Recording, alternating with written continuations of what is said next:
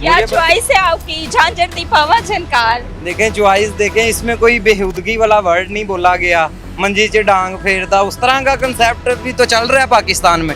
भाई वकूआ कब का है और वाकया क्या है? एंड ड्राइव में चला रहा था, रायविंड में गया हुआ था राइड उतारने, वापसी में आ रहा हूँ वलंशिया गोल चक्कर पे मुझे 4 मुहाफिज रोकते हैं। पहले उन्होंने मेरी जामिया तलाशी ली, फिर गाड़ी की जामिया तलाशी ली जी। वो 15-20 मिनट टॉक होने के बाद ना वो मुझे कहता जी ये तुमने गाना लगाया है, तुम्हें नहीं पता आज दिन कौन सा है? मैंने उसे कहा जी मैं अल्ले सुन्नत वल जमात हूँ, मुसलमान हूँ, मुझे पता है कौन सा दिन है। मैंने बल्कि अपनी गली खुद सजाई है, हमने जश्न की है, केक वगैरह कट की है, वो दिन गुजर गया। कहता कोई गल नहीं, मैं तेरे ते 2 दिन पिछे दा परचा पावांगा, गुस्ताखे रसूल दा परचा पावांगा। वो ना उसके वर्ड मुझे नहीं अच्छे लगे। साजिद साहब जिनका नाम था, मुहाफिज थे, वो मेरे साथ गाड़ी में बैठ गए हैं। उन्होंने कहा जी थाने जान दे हो, ताड़े ते परचा देना है। सारे मामले में से आप निकले कैसे? बता तो रहा हूँ कि पैसे के सिर पे बाबा कायदे आजम, अगर वही बाबा कायदे आजम मैं ऑन दी स्पॉट मौके पे वो 4 मुहावजों को दे देता तो मेरे पे ये FIR कटनी नहीं थी, आपकी मेरी ये मुलाकात होनी नहीं थी।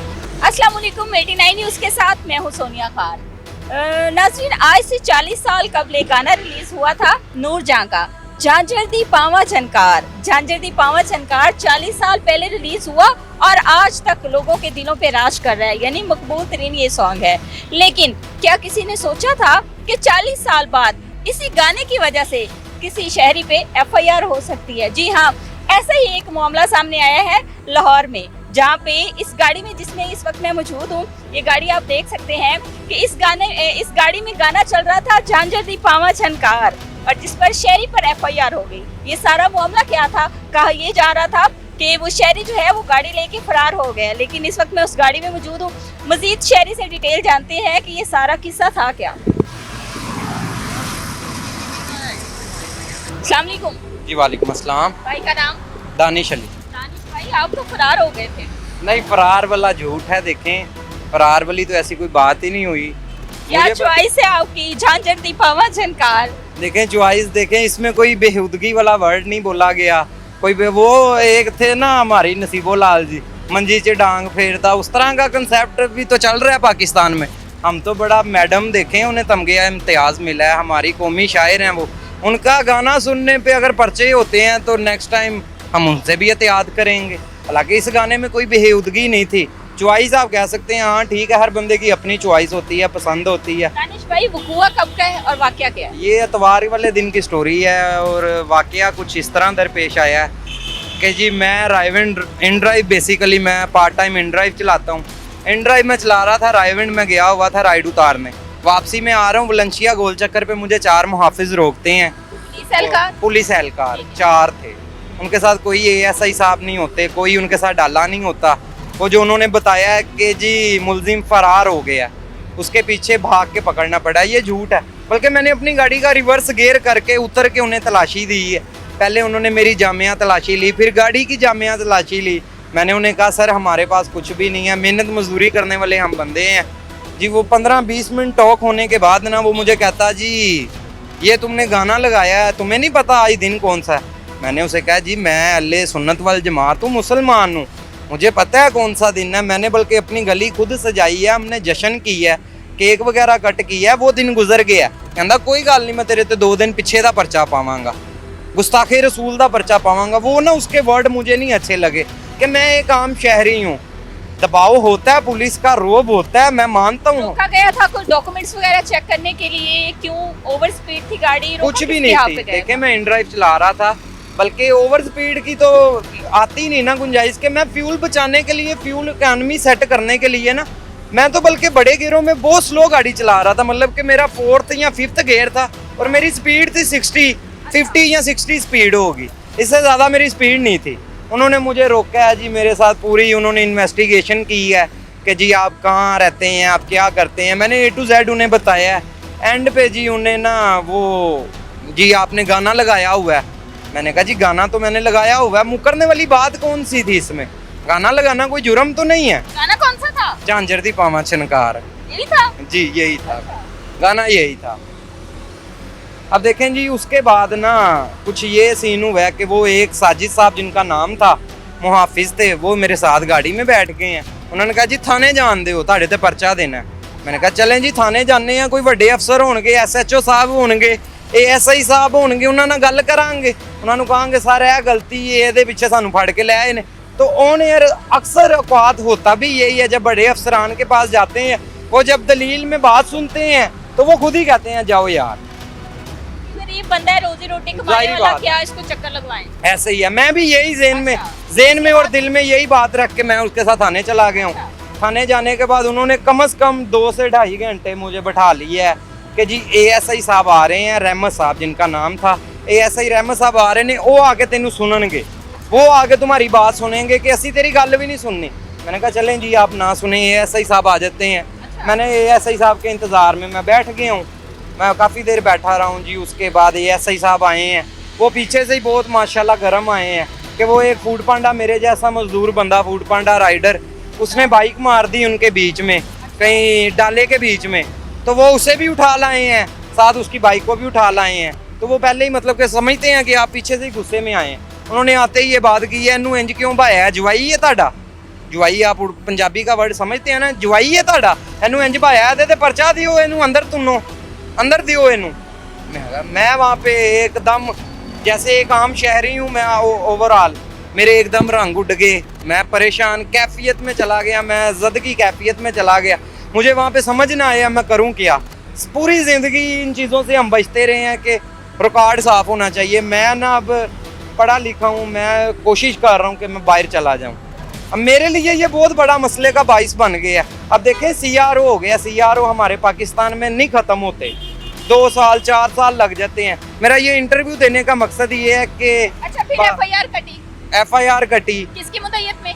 वो जी साउंड एक्ट की मुद्दत में। ठीक है, नहीं नहीं मुद्दत किसका, कौन था इसमें, मुद्दई कौन था? कोई भी मुद्दई नहीं था जी, पुलिस मुद्दई मुद्दई थी, थी। पुलिस मुद्दई थी। अच्छा इसी ने- FIR हो गई, फिर उसके बाद जी FIR होगी, फिर इतवार का दिन था, वो उस वजह से भी मुझे थ्रेड किया गया कि इतवार का दिन है, तेरी जमानत नहीं होनी, ये वे ते वो वे।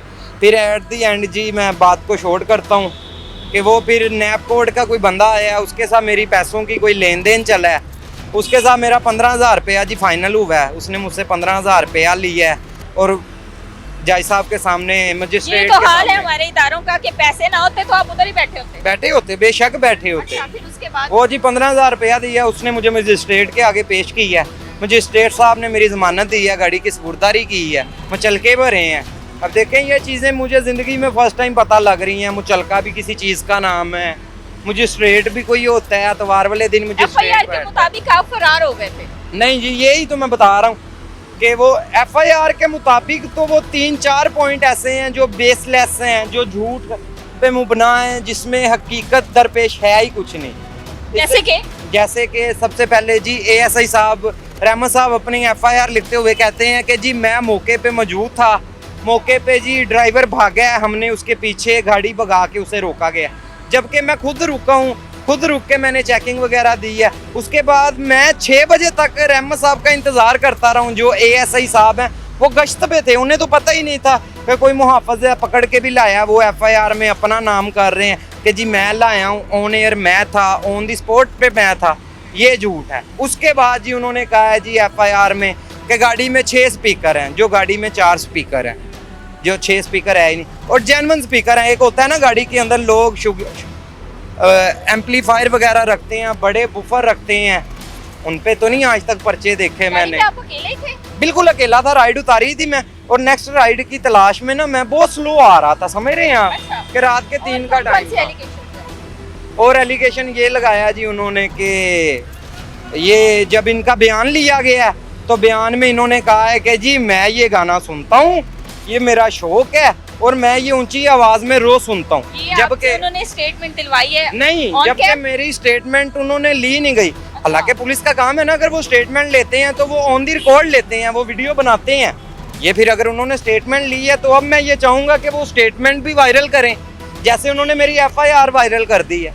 देखिए मैं एक आम शहरी हूँ, मुझ पर FIR हुई है, चले हुई है, वो पुलिस मुद्दई थी, पुलिस ने दी है, ये मेरी वायरल कैसे होगी? मेरा सबसे बड़ा सवाल ये है कि मेरे घर के बाहर तक इंटरव्यू के लिए आए हैं अवाम, रसाई लेके, रसाई उन्हें कहाँ से मिली है? FIR से उन्होंने मेरा पता देखा है। देखें एक तो ये चीज़ मुझे वैसे ही नहीं मुनासिब लगी कि पर्चा दे दी है गाने पे। चलें जी, हमारा कानून है, कानून के हाथ में है, कानून जो चाहे वो कर सकता है। हम इस बात पे आते हैं, दे दिया पर्चा, फिर एक आम शहरी को आपने वायरल कर दिया, फिर आप अब आगे से ये चाहते हैं कि वो वायरल हो गया, वो अपने सारे मामले में से आप निकले कैसे?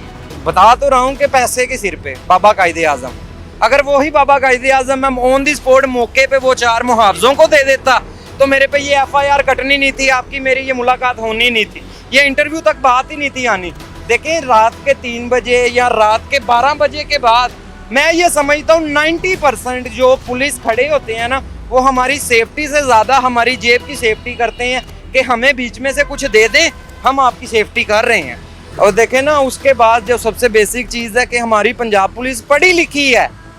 एक होता है ना अनपढ़ होते हैं, उनकी चलें बात ही छोड़ दें, पेंडू है, पढ़ी लिखी अवाम है, हमारी पढ़ी लिखी फोर्स है, और फिर भी इतनी बदअखलाकी, इतनी बेहुदगी से रवैया इनका होता है, इतनी बदतमीजी से पेश आते हैं। मेरा नाम दानिश अली है, अब मुझे कह रहे हैं थाने के अंदर बैठ के और 13-14 मुलाजिम है जो अंदर हवालात के अंदर दाखिल है, उनके सामने कह रहे हैं ओए बुरे, ओए बिल्ले, ओए ये, ओए वो, ये व्हाट इज दिस यार। मैं अब एक शहरी, मैं अगर एक पुलिस वाला है उससे मैं साजिद भाई कह के बात कर रहा हूँ या साजिद भाई कह के उन्हें मैं बुला रहा हूँ, तो उनका भी तो आगे से काम बनता है ना। मैं 302 में तो नहीं आया, हमारे पाकिस्तान में ये होता है जो 302 में आते हैं उससे ज़्यादा रिस्पेक्ट दी जाती है, हालांकि वो एक इंसानियत का कत्ल करके आया है।